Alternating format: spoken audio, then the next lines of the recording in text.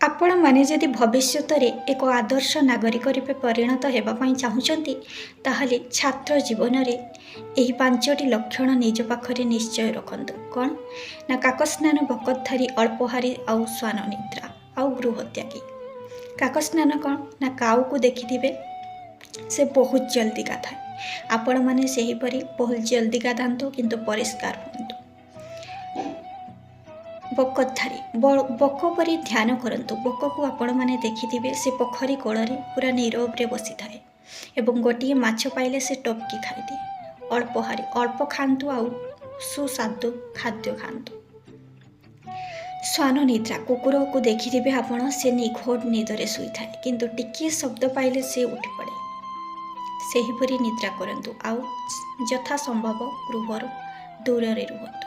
ता सहित सत्यवादिता और समयानुवर्तिता मध्य निहाती जरूरी अटे। सबुबले सत कथा कहतु आउ समय को उचित व्यवहार करंतु। देखिबे दिने ना दिने आपण माने मध्य एक आदर्श नागरिक रे परिणत हे।